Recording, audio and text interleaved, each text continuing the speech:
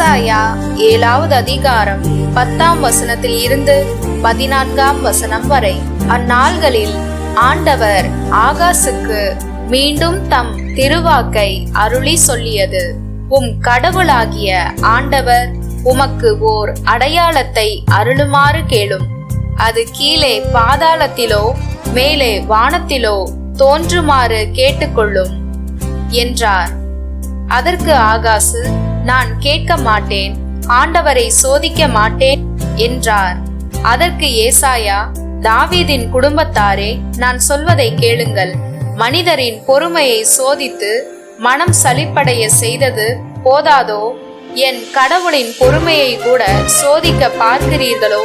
ஆதலால் ஆண்டவர் தாமே உங்களுக்கு ஓர் அடையாளத்தை அருள்வார். இதோ, கருவுற்று இருக்கும் அந்த இளம்பெண் ஓர் ஆண் மகவை பெற்றெடுப்பார்.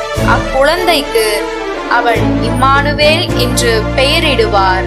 லூக்கா 1வது அதிகாரம் 26வது வசனத்தில் இருந்து 38ஆம் வசனம் வரை. 6ஆம் மாதத்தில் காபிரியேல் என்னும் வானதூதரை கடவுள் கலிலேயாவில் உள்ள நாசரேத்து என்னும் ஊரில் இருந்த ஒரு கன்னியிடம் அனுப்பினார். அவர் தாவீது குடும்பத்தினராகிய யோசேப்பு என்னும் பெயருடைய ஒருவருக்கு மன ஒப்பந்தமானவர். அவர் பெயர் மரியா. வானதூதர் மரியாவுக்கு தோன்றி, அருள்மிக பெற்றவரே, வாழ்க, ஆண்டவர் உம்மோடு இருக்கிறார் என்றார். இவ்வார்த்தைகளை கேட்டு அவர் கலங்கி, இந்த வாழ்த்து எத்தகையதோ என்று எண்ணிக்கொண்டிருந்தார். வானதூதர் அவரை பார்த்து, மரியா, அஞ்ச வேண்டாம், கடவுளின் அருளை கண்டடைந்துள்ளீர். இதோ, கருவுற்று ஓர் மகனை பெறுவீர். அவருக்கு இயேசு என்னும் பெயரிடுவீர். அவர் பெரியவராயிருப்பார். உன்னத கடவுளின் மகன் எனப்படுவார்.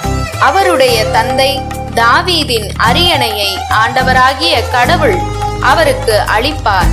அவர் யாக்கோபின் குடும்பத்தின் மீது என்றென்றும் ஆட்சி செலுத்துவார்.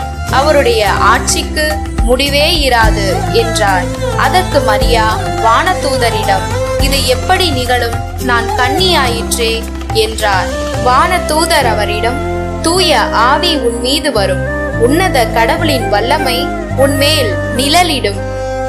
ஆதலால் உம்மிடம் பிறக்க போகும் குழந்தை தூயது.